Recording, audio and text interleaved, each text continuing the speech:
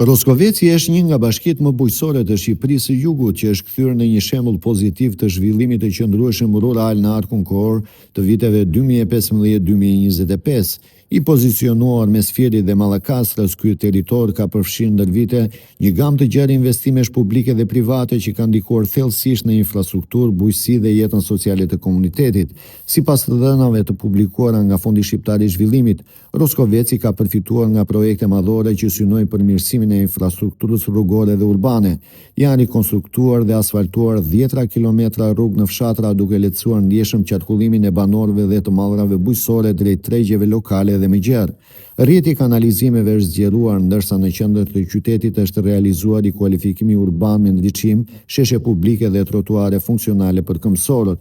Sipas kryebashkiakes së Roskovecit Majlinda Bufi, në këto investime, përveç rikualifikimit urban të qendrave dhe njësive të fshatrave, janë përfshirë edhe rrugët e lagjeve dhe deri parcele të fermerëve, të cilët janë realizuar në 80% të tyre nga të ardhurat e bashkisë dhe 20% nga fondet e qeverisë.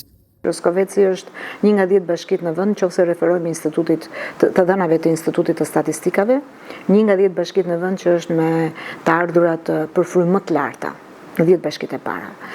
Buxheti i bashkisë i krijuar nga të ardhurat tona arrin në masën 54%, që do të thotë është më i lartë nga granti që na vjen nga granti total që na vjen nga qeveria. Ne kemi qenë pjesë e rilindjes urbane që nga momentet e para, e cila përmes një investimi total që arriti në 1.8 miliard lek të vjetra, po themi, ne arritëm që të ndryshonim faqen Roskovecit përmes një projekti që në fakt ishte arritur të bëhej nga bashkia, në bashkëpunim me një studio profesionistësh, dhe ne kemi sot këtë realitet në qendër të qytetit. Të gjithë rrugët nga qendrat e fshatrave deri në qendër të bashkisë sot janë gjithë të asfaltuara. Po themi në masën 80% të tyre janë realizuar me fondet të bashkisë, ndërsa 20% për tyre janë realizuar me fondet të qeverisë qendrore. Jo vetëm kaq, por ne kemi arritur që të përmbushim dhe të realizojmë edhe rrugët brenda fshatrave, rrugët e lagjeve me asfalt. Dhe me realizimin e investimeve që do të bëhen vitin që vjen, unë mendoj që ne të arrijmë në masën 95% të gjithë rrugëve brenda lagjeve dhe zonave të banuara në gjithë fshatrat dhe në gjithë territorin e bashkisë Roskovecit. Gjithashtu me 2 projekte në 2 vitet e fundit ne kemi filluar që të bëjmë edhe investime në rrugët e parcelave, që janë shumë të rëndësishme për jetën dhe për kalimin e mallrave, e produkteve bujqësore që fermerët arrin të kultivojnë gjatë gjithë stinës së vitit, jo vetëm në të shpërndarë këto në periudhë, po themi, të veçanta kohore. Ne jemi duke i dhënë dorën e fundit të riasfaltimit të qendrës së Marincës, pasi kemi përfunduar edhe rrugët e lagjeve në të. Kemi arritur të përfundojmë qendrën në rikualifikimin urban në Kuman, po ashtu, edhe këtu me mbështetjen e qeverisë, por edhe të bashkisë, rrugët e brendshme të Kumanit. Kemi arritur të përfundojmë gjithashtu edhe një rikualifikim urban edhe në Strum, edhe në Velmish, edhe në Suk, në Suk 1, në Suk 2, edhe në Arapaj, po ashtu. Ka përfunduar ndërtimi i postës së re të policisë me financim të Ministrisë Përkatëse. Ka përfunduar një park me gjitha ambientet për gjitha moshat, argëtuese ambientet, argëtimi për grup moshat të ndryshme në Roskovec. Kemi vendosur 3 pajisje, 3 pemë lule dielli, të cilat do të prodhojnë energji për ndriçimin e zonës. Bile ne, po themi, jemi një bashki e cila themi mund të jemi nga bashkitë e para në vend që kemi futur përdorimin e energjisë alternative, energjisë diellore. Këtë për shembull pemët fotovoltaike ne nuk I kemi vetëm te parku. Ne kemi arritur që në bashkëpunim me Gizin të ndërtojmë 2 parqe fotovoltaike në 2 stacione pompimi në zonën e lumore të Semanit, e cili vënia në funksion e këtyre parqeve do të bëjë të mundur që ne të reduktojmë shpenzimet e energjisë. Dhe të gjitha këto janë fryt dhe rezultati punës tonë të përbashkët me të ardhurat e bashkisë, por edhe me mbështetjen e programeve të qeverisë shqiptare. Nuk kaloje dot këtu, kur kaloja nga vajza këtej në balë, shumë e kënaqur ja. Për kryetaren shumë. Ajo ka bërë se kanë qenë shumë, pa ajo ka bërë. Këtë punë që ka bërë, kjo kryetare, për 10 vjetë është bërë për 100 vjetë. Ndaq pasërtia, ndaq rrugë, të gjitha gjerat. Pse mos jemi të kënaqur kur ne na hande balda e tëra këto dhe mos jemi të kënaqur? Shumë mirë, shumë mirë. Ka ndryshuar 100%. Ndryshimet janë shumë të dukshme, infrastruktura, Komplet Roskoveci në gjithë tërësinë e tij ka ndryshuar gjithmonë për mirë. Pastërtia është shumë e dukshme. Çdo gjë. Roskoveci është bërë baçe me lule, nuk ka qenë kështu. Kam punuar. Të gjitha ka ndryshuar, nuk ishte as rrugë, as trotuare, as dritë, as gjë, të gjithë janë bërë tani. Në fushën e arsimit dhe shërbimeve publike janë rindërtuar disa shkolla fillore dhe nëntëvjeçare, si dhe janë përmirësuar qendrat shëndetësore në disa njësi administrative, duke sjellë më afër qytetarit shërbimet bazë që më parë kërkonin udhëtime të gjata. Në masën 80% ne kemi përmirësuar, rikonstruktuar të gjithë infrastrukturën shkollore.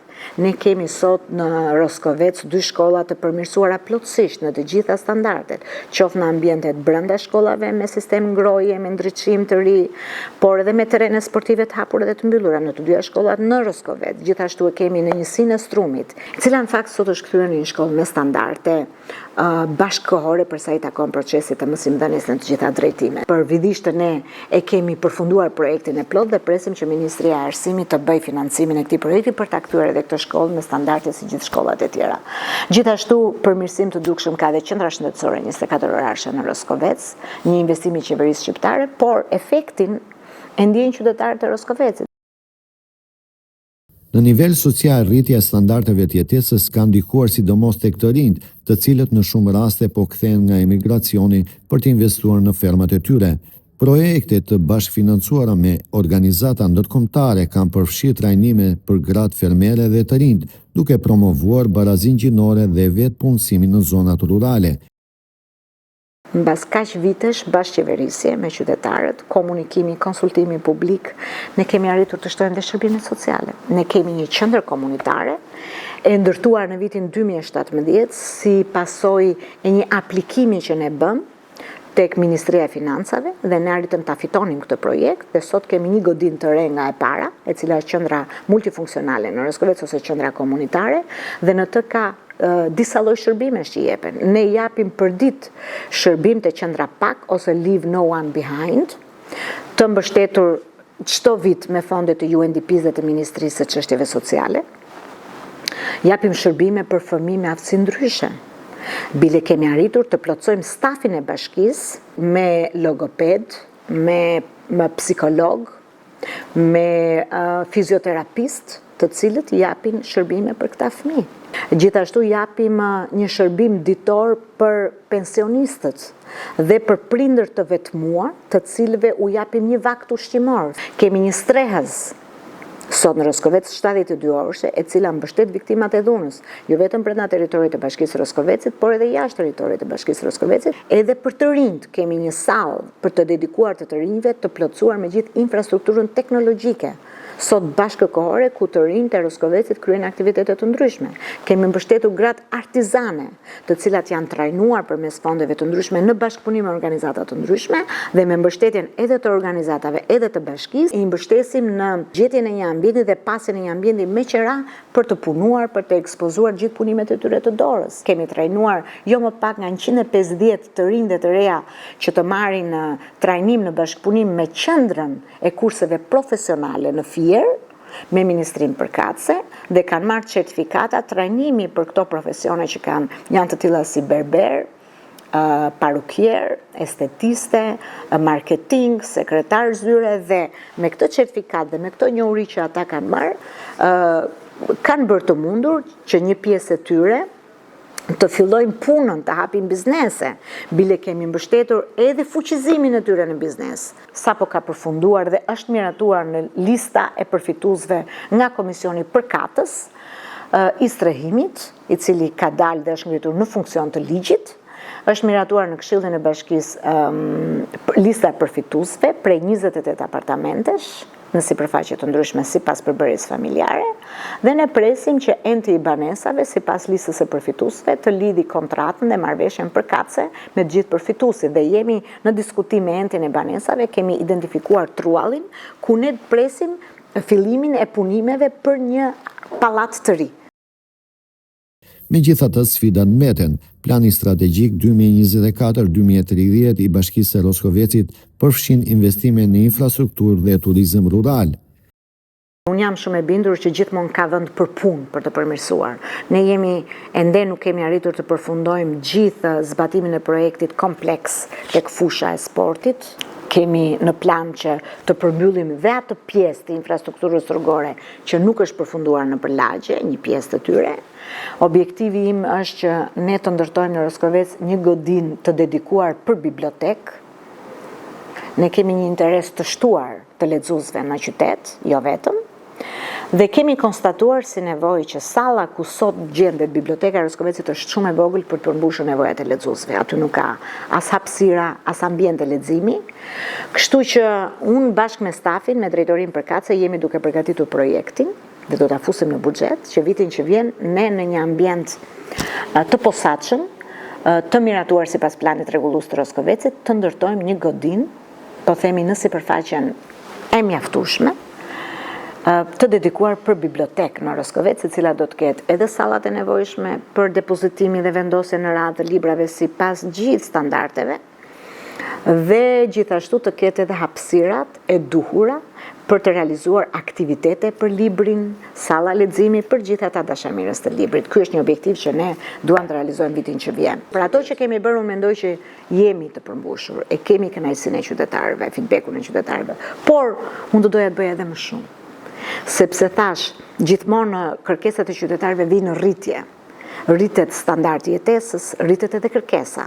Në qoftë se përpara qytetarët kërkonin një rrugë të asfaltuar, tani kërkojnë tjera gjëra, kërkojnë që për kësaj në krah të kësaj rruge ti të kesh dhe trotuarin dhe ndriçimin që diku është shtuar, diku është bërë, po diku nuk është bërë ende. Kërkojnë që të kenë edhe një sipërfaqe të gjelbëruar në zonën ku banojnë, që të kenë edhe 2-3 stola dhe një ndriçim, të kenë kosha të shtuara, përmirësim të shërbimit të mbetjeve dhe menaxhimit të mbetjeve urbane, edhe më të mirë. Pra, kërkesa e qytetarëve vjen në rritje. Nuk janë më atje ku ishin para 10 viteve, sot kërkojnë tjera gjëra.